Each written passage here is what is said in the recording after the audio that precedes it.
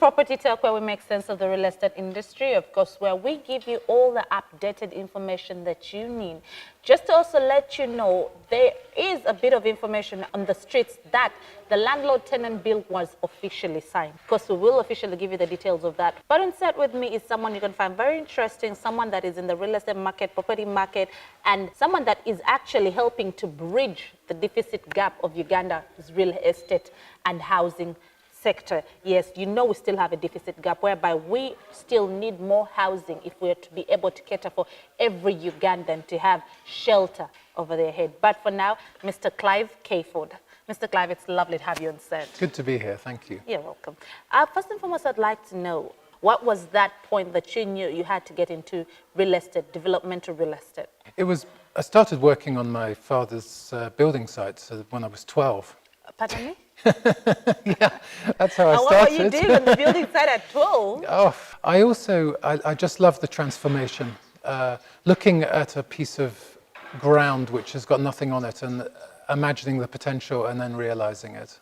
What was your first property development and in which location was it? Well, I bought a property for myself in London, which within 2 years had doubled in price. Okay. But for the first commercial one, I decided I would develop in Bulgaria. Bulgaria. In Bulgaria, in Europe, yeah. Okay. Because the economy was growing, it was going to join the EU, and it had a lot of potential. So I was I'm interested in those markets, yeah. So your first real investment was Bulgaria? Yes, it was, yeah.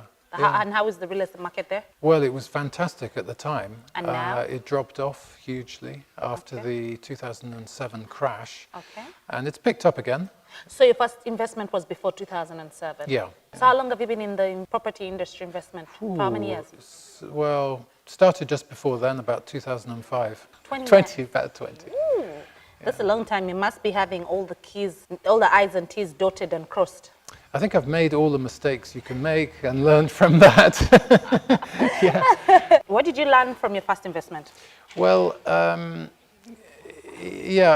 think timing is the big thing. I got into Bulgaria at exactly the right time because of the reasons I mentioned. The global the country's economy was doing very well, or was about to. And it's easy to make money if the economy is going in the right direction, and you can afford to make mistakes.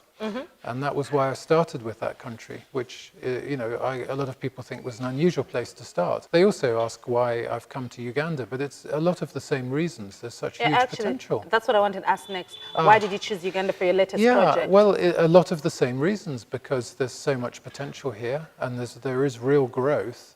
And I looked at all of East Africa. I wanted to invest in Africa, and East Africa I felt was the right part to start. Looked at Kenya, I looked at Rwanda. For different reasons, I felt Kenya was going to be a battle. Rwanda, I felt the government was going to be involved in everything. I liked Uganda as well. I like coming here, and that's important. And more potential than anywhere else, I think. When you look at if you have taken time to study our real estate trends, when you look at how we were 5 years ago to how we are today, do you think our change has been significant in the right ways, or it's a change that has not favored us? I think it's been significant in the right ways. There are still some very important changes that need to be made in order to every Ugandan having a home, for sure. It's become a much more professionalized business, both from the developing and the investment side. That's good to hear. So what are your key factors when choosing a location for your development? Well, I love an area which has potential to increase its value, as well as good rental returns. So this area in Konge hill, it's on top of the hill, so it's a beautiful place. So people are always going to want to live here. I love the view. Yeah, it's fabulous. So that's a big potential. But it's a lot less expensive than Muyenge, say, which is about the same distance from town. But key also is the infrastructure. Somewhere's got to have good road connections into the town. That's very important. And if it's close to an area which is already established, then you can be sure that with increase in population and increased demand, the neighbouring areas are also going to come up in price. So that's why I picked this area.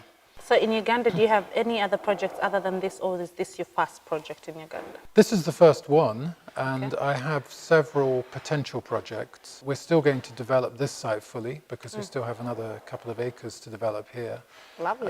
Yeah, we just wanted to wait until we got all the feedback from phase one, but we are selling these quickly now. I was actually just about to ask, are these for sale or rent?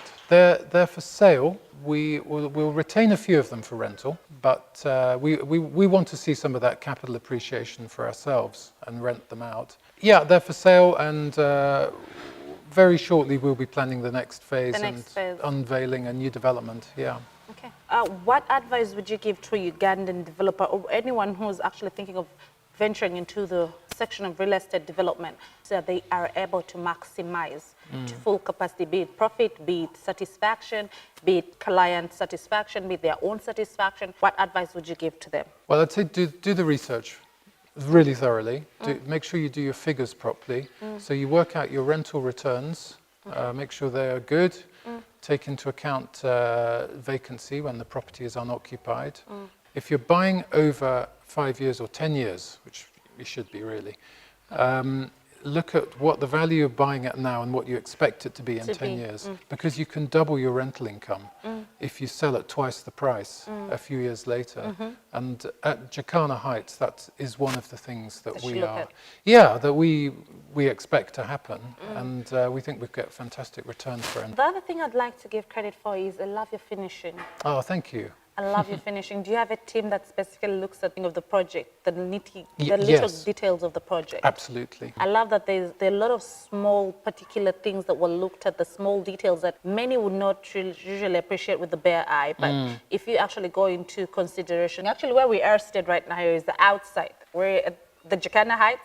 We stood outside in the little green area. It's very beautiful. If you saw where we stood, you could think maybe we're at some resort or like, an island, or you think we're at a fancy hotel. No, we're at the Jakana Heights. What was the idea behind that?